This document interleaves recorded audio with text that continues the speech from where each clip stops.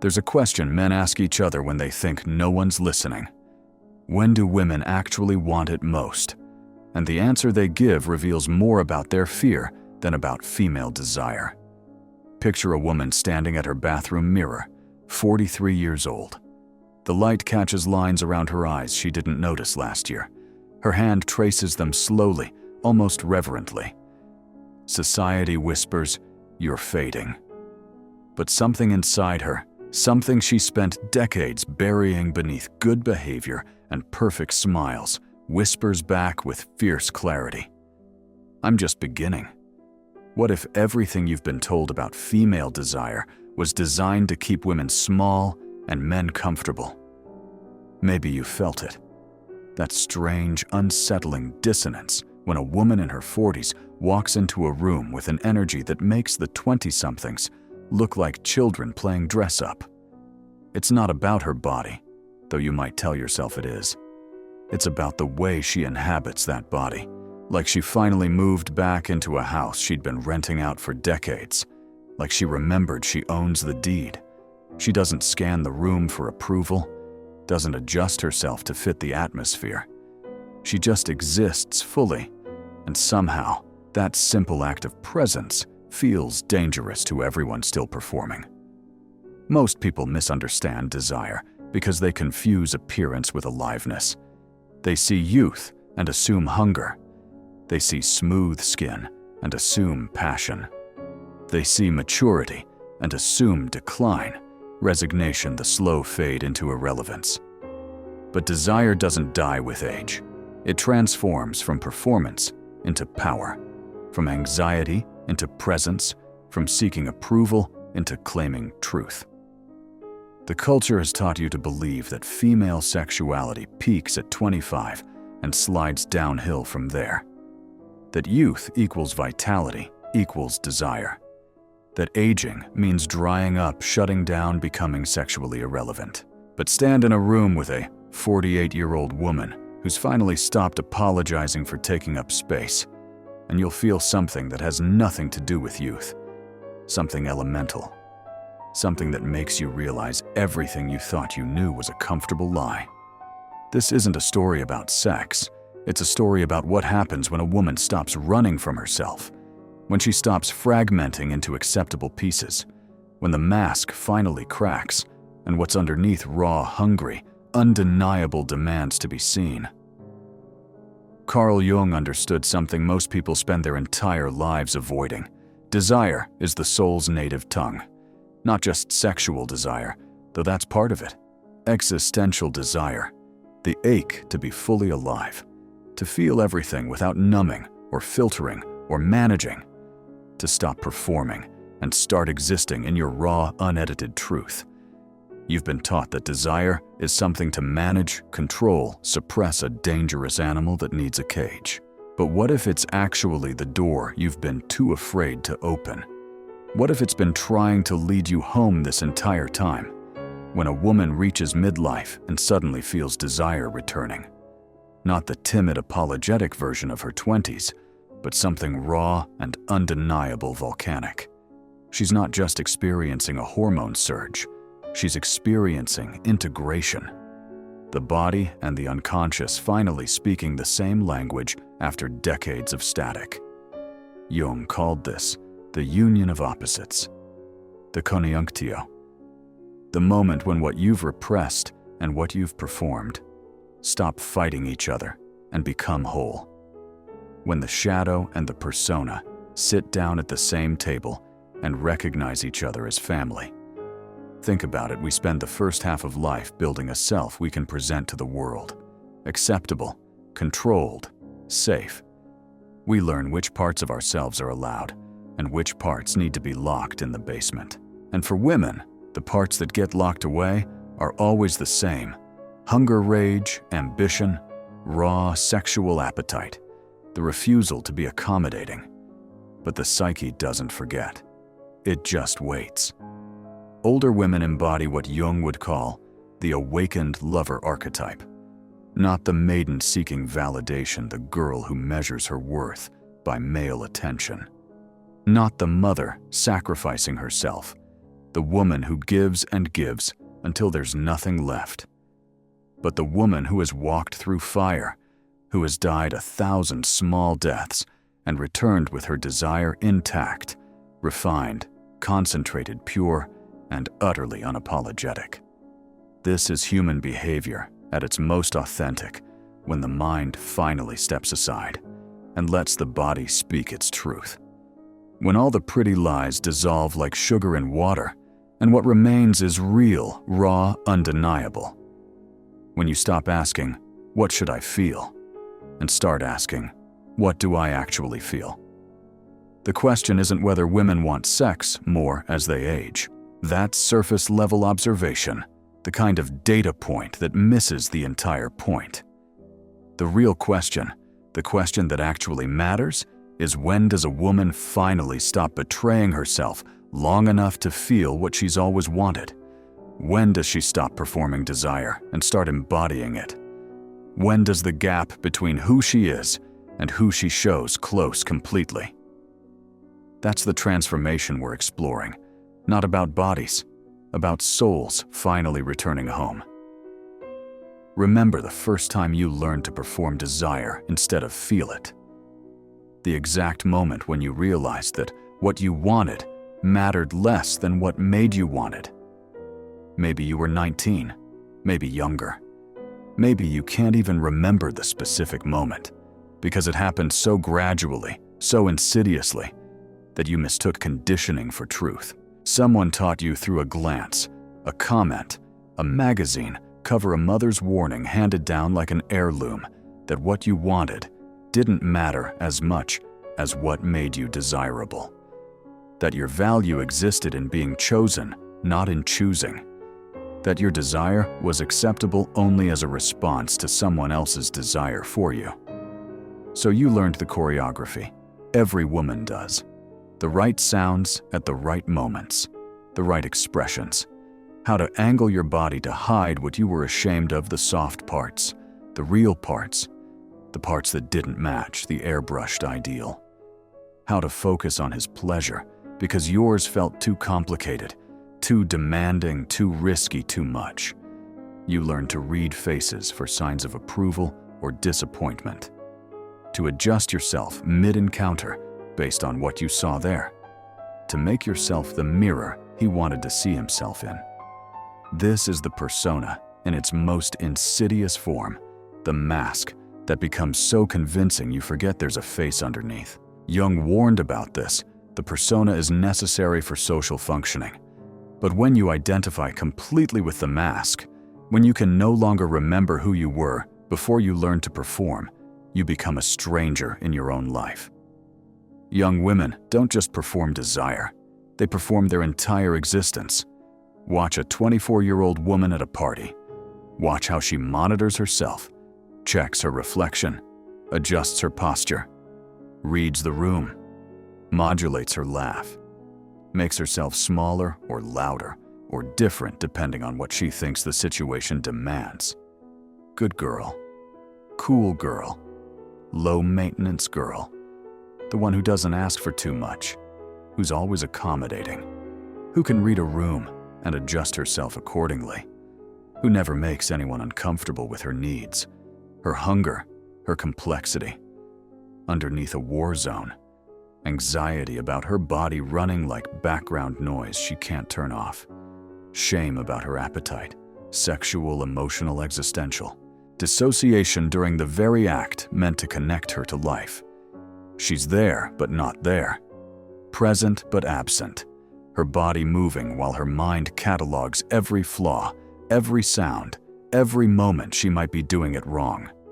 She checks out of her body because being fully present in it feels too vulnerable, too raw, too risky.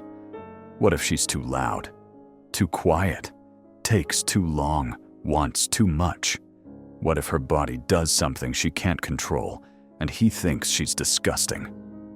So she watches herself from the ceiling, judges her performance, worries about cellulite and stomach rolls and weird noises, performs passion while feeling primarily anxiety. She learns to be desired, but not to desire, to be consumed, but not to hunger. To be the object, never the subject. To exist as reflection, never as source. Listen to how young women talk about sex. Did I do okay? Was that good for you? I hope I didn't take too long. Every question a small betrayal. Every concern about his experience instead of her own. Every moment of performance, another brick in the wall between her and her body. The collective unconscious, the inherited patterns. Jung spoke of the ancestral wisdom and ancestral wounds passed down through generations, whispers through millennia of women. Be wanted but don't want too much. Be available but not demanding. Give pleasure but don't center your own. Your body exists for someone else's satisfaction. Your desire is acceptable only as response, never as initiation. This is human behavior shaped by centuries of conditioning. The systematic severing of women from their bodies, from their truth, from the wild, untamed thing that desire actually is, when it's not filtered through fear and performance, and the constant calculation of acceptability. And the tragedy, the real tragedy that breaks your heart when you finally see it clearly, is that she doesn't even know she's performing. She thinks this is what desire feels like. Anxious, effortful, focused on everything except her own sensation.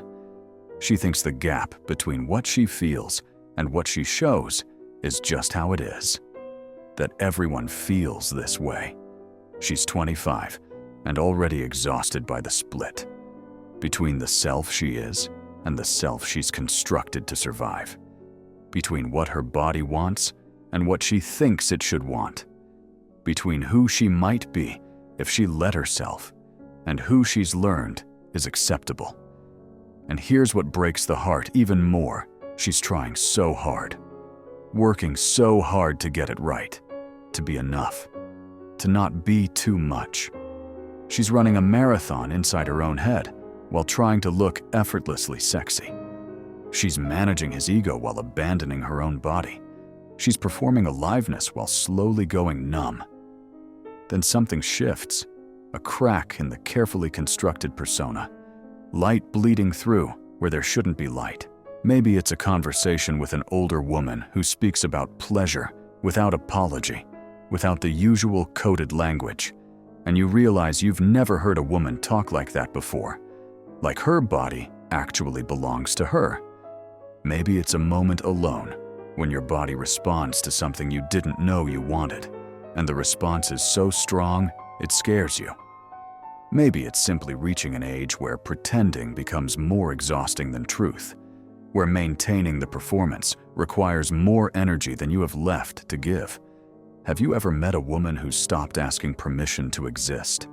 Who stopped translating herself into acceptable language?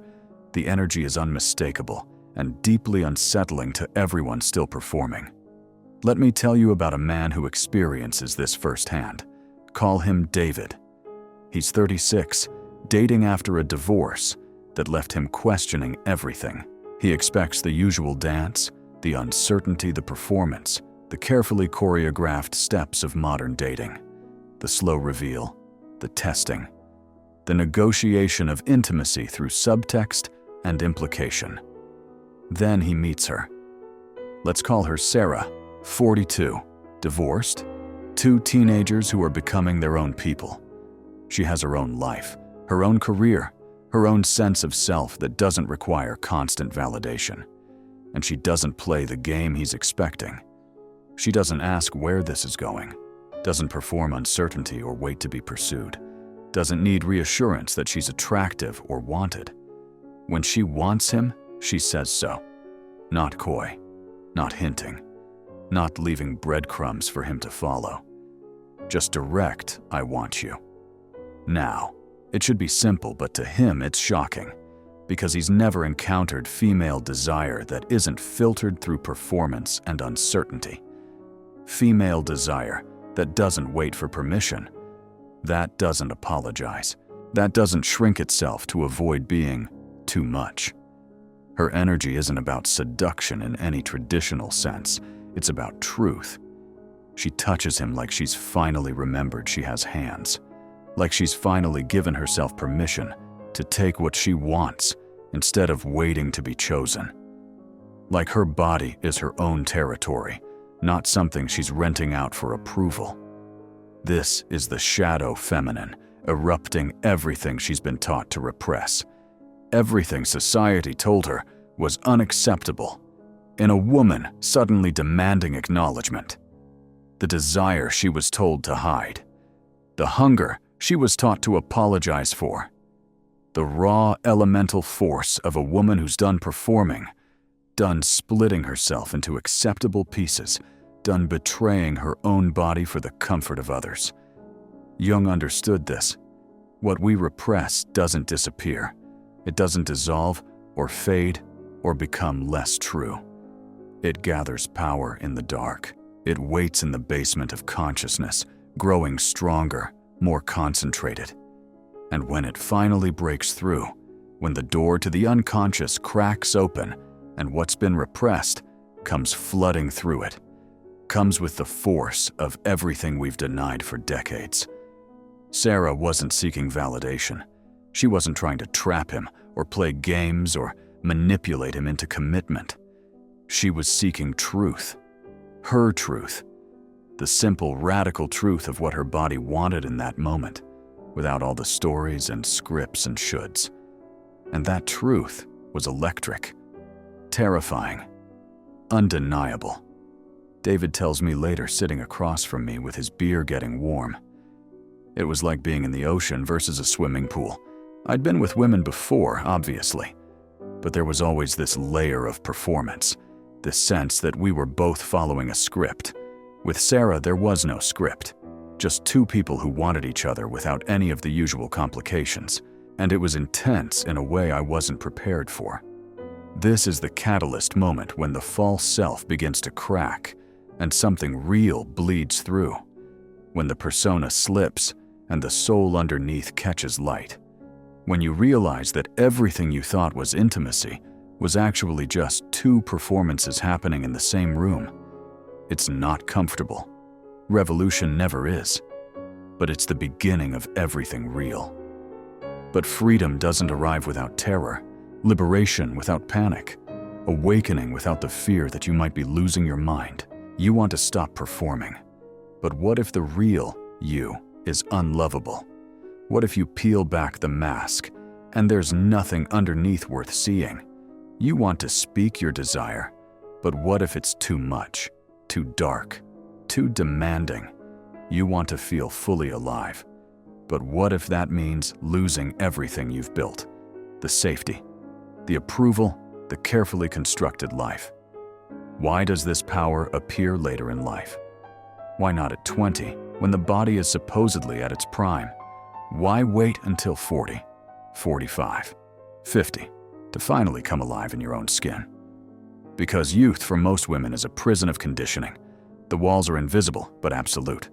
Be good, be polite, be small, take up less space, want less, need less, be less. Shrink yourself to fit the container others have built for you. The voice isn't even external anymore by the time you're 25. It's internalized, woven into the fabric of identity so completely you can't see where the conditioning ends and you begin. A young woman doesn't need someone to tell her to suppress herself. She does it automatically, reflexively, before she even registers the impulse. Her mother warned her, not with speeches, with silence, with example, through 1,000 tiny moments that taught her, don't be too loud, too sexual, too demanding, too confident, too anything. Men don't like that. The world doesn't like that. You shouldn't like that in yourself. So she learns to fear her own hunger, to suspect her own desires, to see her body not as home, but as enemy territory, something to control, to manage to apologize for, to constantly surveil and correct. Her desire becomes the enemy, the part of herself she has to keep locked up, sedated under constant guard. Because if she lets it out, if she actually feels the full force of what she wants, it might consume everything. It might make her unlovable. It might prove that she's exactly what she's been taught to fear too much. This is the inner debate that every woman faces as she begins to wake up the push and pull between the life she's been taught to live and the life her soul is screaming for. Between who she's supposed to be and who she actually is. Between safety and truth. Picture her. She's 38. Successful career, checked all the boxes there. Beautiful family, the Instagram feed looks perfect. The right house in the right neighborhood. The right car. The right friends. Everything looks right from the outside. But she's sitting alone in her car in the grocery store parking lot, engine off, bags of food getting warm in the trunk. And she can't make herself go inside her house. Can't make herself put on the smile. Can't make herself perform being okay for one more minute. There's something howling inside her chest, a rage with no clear target, a grief for something she can't even name, a hunger that makes her feel like she's starving while surrounded by abundance. She thinks I should be grateful. I have everything I'm supposed to want. What's wrong with me? But the soul doesn't care about should. It only knows truth. And the truth is, she's dying inside the life that's supposed to be enough. Her body remembers what her mind tries to forget. Every time she said yes when she meant no. Every time she performed enthusiasm she didn't feel. Every time she made herself smaller to make someone else comfortable. Every time she swallowed her real response and gave them the one they wanted instead. The body keeps score. Jung knew this. The psyche keeps score. You can lie to yourself with thoughts and words and rationalizations, but your body knows. Your dreams know. Your symptoms know. The migraines, the insomnia, the numbness, the feeling that you're watching your life through glass. These aren't random. They're your soul trying to get your attention through the only language you haven't learned to ignore yet. With maturity, the fear starts to burn out. Not all at once, not cleanly, but gradually, like a fire slowly consuming everything that's not essential. The question shifts from, what will they think, to how much longer can I survive this betrayal of myself? And that shift, that subtle but seismic shift, changes everything. She's 41 now, standing in her kitchen making coffee on a Tuesday morning. Kids are at school, husband's at work, house is quiet. And suddenly, with no warning, no preparation, she has a thought she's never allowed herself before. I don't want this life anymore. Not the life itself, maybe, but the performance of it. The constant management of everyone else's comfort. The eternal shrinking. The ceaseless apology for existing. And right behind that thought, what if I just stopped? Stopped performing? Stopped apologizing? Stopped making myself acceptable? The thought terrifies her. Because if she stops holding everything together, what happens? If she stops being who everyone needs her to be, who is she? If she lets herself want what she actually wants, what does she want? This is the debate that has no easy answer. The question that can't be resolved through logic or willpower or positive thinking. It's the question that will haunt her until she's ready to face it fully. How much longer can I live at war with myself? The shift from repression to embodiment doesn't announce itself with trumpets. It's quieter than that. Stranger. More like waking from a dream you didn't know you were having. One morning, you wake up, and the voice that's been policing you your entire life is just quieter. Like someone turned down the volume on the inner critic. Like the constant surveillance finally took a coffee break and forgot to come back. She's 41, standing in her kitchen making coffee on a Wednesday morning, sunlight coming through the window at that particular angle that makes dust particles visible. Her teenage daughter already left for school. Husband's on a business trip. The house is hers. And suddenly, she realizes she doesn't care if her thighs touch, doesn't care if her stomach isn't flat, doesn't care if her arms have that soft flesh that society tells her is shameful. She doesn't care if her desires make someone uncomfortable, doesn't care if speaking her truth makes her difficult. It's not that she's decided not to care that would imply effort, willpower, a conscious choice. It's more like the caring just stopped, like a switch flipped somewhere deep in her psyche, and the constant background anxiety about her acceptability simply shut off. This is the body's rebellion, the unconscious staging a coup against the tyranny of the persona. Women in midlife stop living through approval and start living through sensation. They stop asking, "Am I acceptable?" and start asking, "Am I alive?" The first question keeps you imprisoned. The second one sets you free. Psychologically, this is integration of instinct, Jung's union of conscious ego and unconscious drive. The civilized self and the wild self finally sitting at the same table, finally speaking the same language, finally recognizing each other as essential parts of the same whole. She starts saying no without explanation. Just no. Not, "I'm sorry I can't because," just no. And the first time she does it, her heart races like she's committed a crime.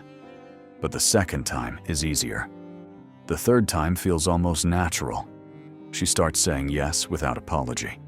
Yes to things that serve only her. Yes to pleasure that has no productive purpose. Yes to desires that make no logical sense. Yes without justification. She starts touching her own body not to judge it, but to feel it. Her hands on her own skin without the mental commentary about what's wrong, what needs fixing, what's unacceptable. Just sensation. Just presence. Just the simple, radical act of inhabiting herself. She starts choosing pleasure, not because it serves someone else, but because it serves her soul. Not pleasure as transaction or performance or bargaining chip. Pleasure as birthright, as sacred practice, as the body's way of saying, "I'm alive." Desire returns when she no longer apologizes for being alive. And here's what nobody tells you. This isn't primarily about sex. It's about sovereignty. About finally claiming ownership of the body she's been living in, like a tenant instead of an owner. About finally inhabiting the house instead of just renting a room. She stops asking permission from her husband, her mother, her friends, her co-workers, from the invisible tribunal of social judgment that's been running her life. She stops performing the gracious wife, the perfect mother, the accommodating employee, the easy woman who never makes waves. She stops waiting to be chosen and starts choosing. This is human behavior, finally freed from the weight of constant performance.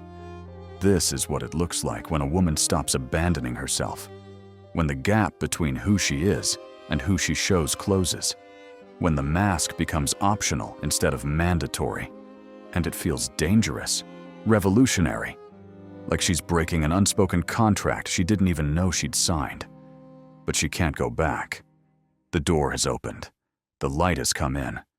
And now that she's seen herself, clearly really seen herself without the distortion of performance, she can't unsee it.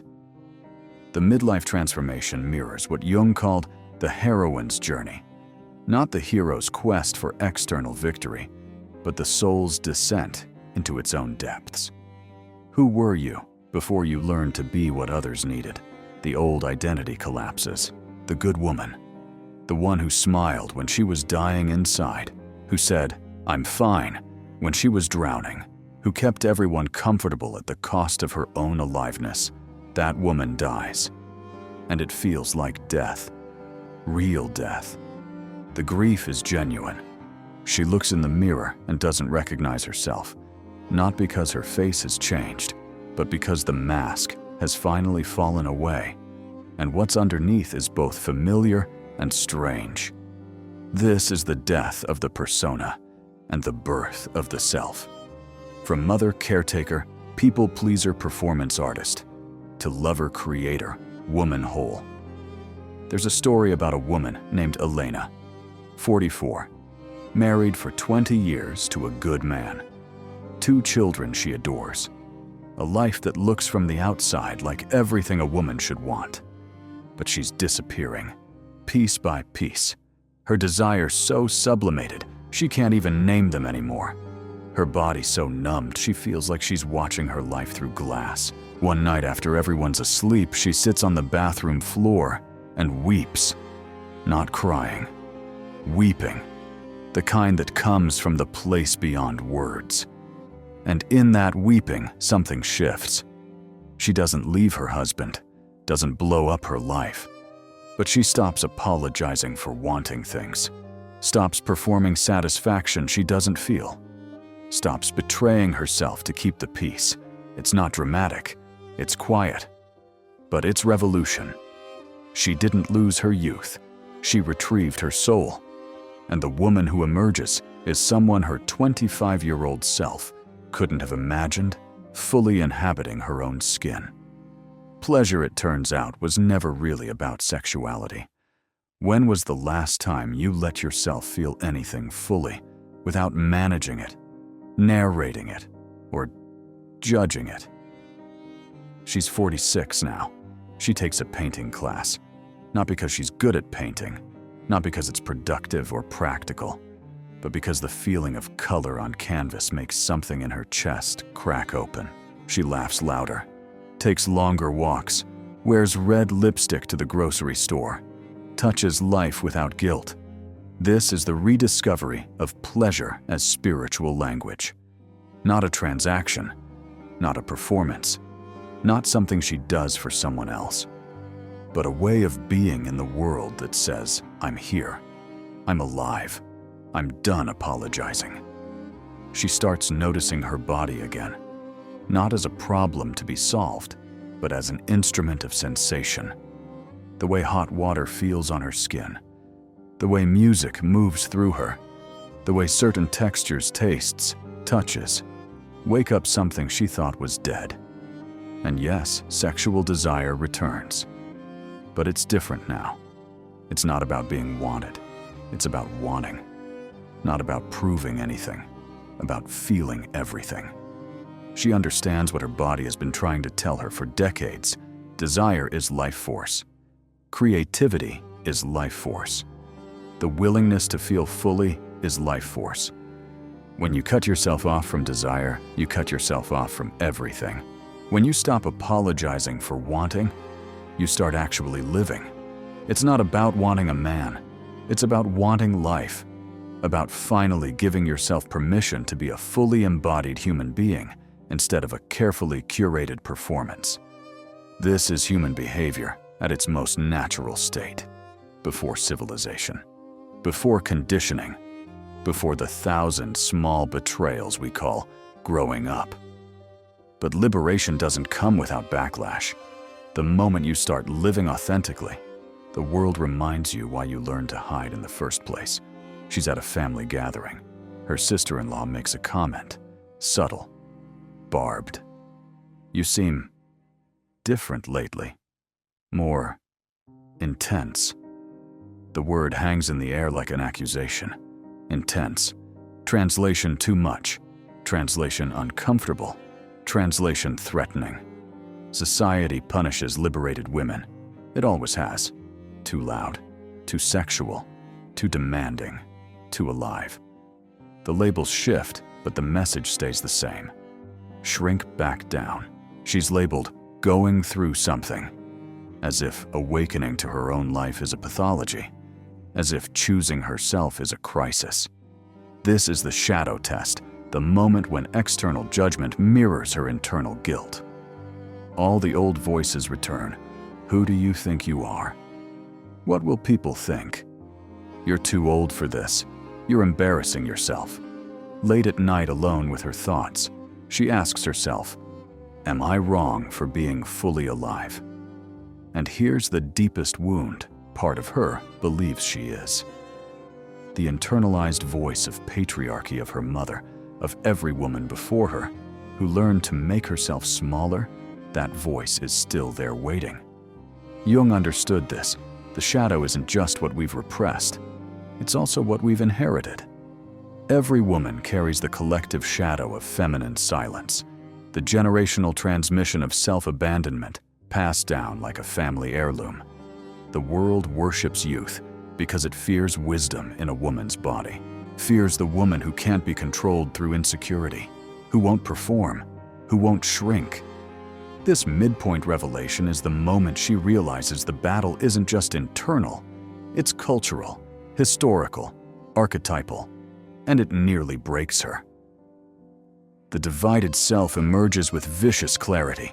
There are two wolves fighting inside you. One wants freedom. One wants safety. Both are you. Half of her wants to stay liberated, to keep speaking her truth, to keep inhabiting her body without apology, to keep choosing herself. The other half wants to retreat, to make everyone comfortable again, to stop threatening the status quo, to be the woman everyone expects her to be. She's 49. She remembers being 17. Her mother pulling her aside at a party because she was laughing too loud. "Men don't like women who take up space," her mother whispered. Not cruel, protective, passing down survival wisdom.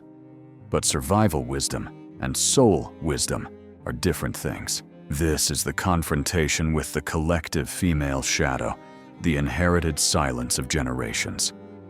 Every mother who taught her daughter to be quiet. Every grandmother who learned to swallow her rage. Every woman who chose security over authenticity because authenticity was too dangerous. She carries them all, their fear, their silence, their unspoken grief. There's another woman. Call her Maya, 51. She started dating after her divorce, met a man who made her feel alive for the first time in decades. The sex was revelatory, not because he was special, but because she finally let herself be present. But her adult daughter found out, didn't approve, called her selfish, said she was embarrassing the family. Maya stood in her kitchen, phone still in her hand, and felt the split. Be a good mother or be a whole woman. Choose, as if those are actually opposites. Every daughter carries the fear her mother never healed, and every mother carries the weight of teaching her daughter how to survive instead of how to live. The bad guys aren't external. They're the voices that say, "This is dangerous, this is selfish, this is too much. Go back to sleep." Then comes the moment of complete dissolution. Not chosen, not planned, not some dramatic decision she makes with full consciousness. Just happening. Like a building that's been crumbling for years finally giving way. She wakes up one morning and can't do it anymore. Can't maintain the persona. Can't perform propriety. Can't split herself into acceptable pieces. Can't answer one more question about whether she's okay or going through something. The false self simply collapses under its own weight. This is what Jung called the death of the ego, not literal death, but the death of identification with the social mask. It feels like dying, because in a sense it is. The self you thought you were dissolves. The identity you built over decades crumbles, and you're left in the rubble not knowing who you are without the architecture of performance. She cries for days. Not sad tears exactly. More like releasing. Years of holding, years of containing. Years of being appropriate when she wanted to scream, compliant. When she wanted to rage small. When she wanted to expand into her full dimensions. The tears aren't grief for who she's losing. They're grief for all the years she wasn't herself. For every moment she chose safety over truth. For every time she made herself smaller so someone else could feel bigger. She loses people. The friends who needed her to stay fixed, predictable, manageable. The family members who preferred her diminished. The lovers who wanted her grateful for crumbs when she was starving for a feast. Her sister stops returning calls. "I don't even recognize you anymore," she says in their last conversation. And there's accusation in it, as if becoming yourself is a betrayal of everyone who needed you to stay the same. She loses certainty, the clear roles that structured her life. Good mother, dutiful daughter, appropriate, woman, reliable friend, no longer fit. She doesn't know who she is without them. For 40-something years, she's been defined by how well she fulfilled these roles. Now the roles are dissolving, and she's left with what who. She loses the script, the performance, the choreography of acceptable femininity that she's been perfecting since she was old enough to learn that girls who please get love and girls who demand get abandoned. One night she sits in her car in an empty parking lot at 2 in the morning. Can't go home. Can't be anywhere that requires her to be anything. She just sits in the dark engine off and feels the enormity of what's happening. You don't lose yourself by aging. You lose the lie that you ever needed permission to exist. But in this moment, it doesn't feel like liberation. It feels like annihilation. Every structure she built her life on is revealed as temporary, conditional, built on the foundation of her compliance. Her marriage was stable as long as she didn't ask for more. Her friendships were solid as long as she stayed small. Her family loved her as long as she didn't threaten the status quo. Now that she's choosing herself, it's all falling away, and she's terrified. What if there's nothing underneath? What if she peels away all the performance and discovers there's no authentic self waiting? What if she's just empty? The void stares back at her, not hostile, not welcoming, just vast, indifferent, real. This is the Negredo Jung spoke of the blackening, the descent into psychological death that precedes rebirth. You can't skip this part, can't think your way through it, can't positive think yourself past it. You have to touch bottom, have to feel the full weight of what you're losing and what you're becoming, have to sit in the darkness long enough that your eyes adjust and you begin to see what's actually there instead of what you've been taught to see. She doesn't know it yet, but this collapse isn't failure. It's necessary. The false self has to die completely before the true self can fully emerge. Half measures don't work. You can't renovate the prison. You have to let it burn down completely. And in that loss, she finds something. Stillness. Not the fake stillness of suppression, but the real stillness of presence. She sits with herself, really sits, without distraction, without numbing, without performing, and discovers she's still here.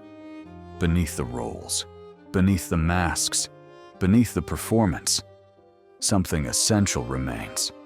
You don't lose yourself by aging. You lose the lie that you ever needed permission. She's not who she was at 20, not who she was at 30. She's not trying to be. That person, that anxious, performing, people-pleasing person, had to die so something truer could emerge. This is the symbolic death Jung spoke of, the necessary collapse. The dark night where everything you built dissolves and you're left with only what's essential. She's sitting in her apartment alone, crying and laughing simultaneously because she's terrified and relieved, lost and found, dead and being born. The false self is gone. She can't resurrect it even if she wanted to. That person, the one who made herself small, who apologized for her desire, who performed appropriateness, is dead. And who remains, she doesn't fully know yet. But she feels it. Something wild, something true, something that was always there waiting for permission to breathe. But in the unbearable, something unexpected happens. What if the void isn't emptiness? What if it's space? She stops fighting, not out of defeat, out of exhaustion. She can't perform anymore, can't pretend, can't do anything except breathe and exist and be with what is. And in that stillness, that terrible, beautiful stillness, she meets herself. Not the self she constructed, not the self others needed, but the one who's been there all along waiting. This is the dark night of the soul, Not the end, the crucible. She sits with her loneliness and discovers it's actually solitude. She sits with her fear and discovers it's actually aliveness. She sits with her desire and discovers it's actually sacred. No solutions here, only presence. The willingness to be with what is without trying to fix it, escape it, or explain it. There's a particular kind of peace that comes from touching bottom. Not the peace of resolution, but the peace of surrender. The recognition that you can't control any of this. The only thing you can do is stop abandoning yourself. She thinks about all the years she spent in war with her body, all the moments she said yes when she meant no, all the times she chose everyone else's comfort over her own truth. And she forgives herself, not because it was okay, but because she's done carrying it. Jung spoke of the transcendent function, the psyche's ability to transform suffering into consciousness, not to escape pain, but to integrate it, to let it change you. She doesn't know what happens next, doesn't need to. For the first time in her life, she's not trying to figure it out. She's just being with herself, fully without judgment. And in that being, something begins to shift. Pain transforms into wisdom, not because she learned a lesson, but because she stopped resisting. The realization arrives softly like dawn. Integration isn't about becoming perfect. It's about becoming whole. She understands now she was never broken. She was fragmented. Pieces of herself scattered across everyone else's expectations, needs, demands. The work isn't to create a new self. It's to gather the pieces, to reclaim what was always hers. She stops fighting the shadow and starts listening to it, stops trying to kill the parts of herself that society deemed unacceptable, and starts asking what they're trying to tell her. The desire that terrified her, its life force demanding acknowledgement. The anger that made her ashamed, its boundaries finding their voice. The hunger that made her feel greedy, it's her soul refusing to starve anymore. This is the quiet acceptance, the realization that she doesn't need to be fixed. She needs to be integrated. Sacred and sensual aren't opposites. Power and vulnerability aren't contradictions. Desire and wisdom aren't at war. When she stops splitting herself into acceptable pieces and unacceptable pieces, she discovers she's actually whole. Always has been. The shadow feminine merges with consciousness, becoming empathy and intuition and power all at once. Not something to fear, something to embody. She no longer performs love. She radiates it, not because she's trying, because she's finally stopped betraying herself long enough to become it. This is human behavior at its most evolved, when fragmentation gives way to integration, when performance gives way to presence, when fear gives way to truth. She walks differently now, not because she learned new choreography, because she stopped performing entirely. What does a woman look like when she's finally stopped apologizing for existing? She's 52. She enters rooms and people feel it. Not because she's trying to be noticed, because she's finally fully present, fully inhabiting herself. Her energy doesn't demand anything. It simply is. And that simplicity, that radical presence changes everything around her. She's become the queen, the lover, the creator, not as roles she plays, as states she embodies. She no longer seduces the world. She inspires it, not through effort, but through authenticity, through the revolutionary act of being completely unapologetically herself. The men who were terrified of her, they're still terrified, but not because of her, because of what she represents, the mirror they've been avoiding. She reflects back their own fragmentation, their own performance, their own fear of depth. She chose the ocean while they're still playing in the kiddie pool, calling it victory. But here's what she understands now, that she couldn't have understood. At 25, none of this is about them. It was never about being wanted by men. It was about wanting her own life, claiming her own body, choosing her own truth. The women who are still performing, she feels compassion, not judgment. She remembers being there, remembers thinking that's all there was. She doesn't judge the younger women still learning the dance. She recognizes them, sees the exhaustion behind their performance, wants to tell them you don't have to wait until 40 to come home to yourself, but she knows they won't hear it. Not until they're ready. Not until the performance becomes more painful than the truth. Her sexuality, now it's integrated, not split off into something shameful or something she uses to get approval. Just another expression of her aliveness, of her wholeness. She makes love like she's finally remembered she's allowed to be there, present, hungry, unashamed. And the paradox, the less she performs, desire the more magnetic she becomes. Because authentic aliveness is what everyone is actually hungry for. They just forgot what it looks like. This is the feminine reborn, not returning to youth, becoming whole. Return to the mirror scene. She's standing there again. 43, 50, 60. The number doesn't matter anymore, but her reflection is different now. Not serene because she's at peace. Serene because she's finally stopped fighting herself. All the lines on her face, evidence of her becoming. All the ways her body has changed, testimony to her living.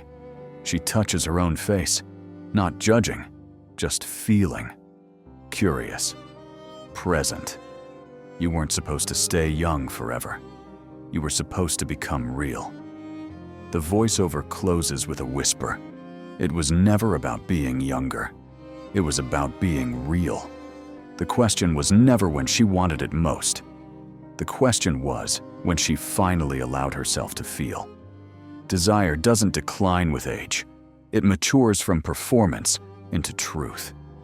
From seeking validation into claiming sovereignty. From splitting yourself in half into becoming whole. When a woman stops fearing her desire, she stops being controlled by the world and starts moving with her soul. The screen fades to a final image, her walking away from the mirror. Not running, not performing, just walking. Fully present, fully alive. One last line, Jung was right.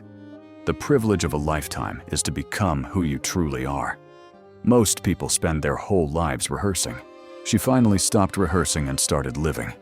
The light catches her as she walks, not highlighting her youth, highlighting her presence, and the final frame holds on emptiness, silence, space, an invitation. What if you stopped waiting for permission to be whole?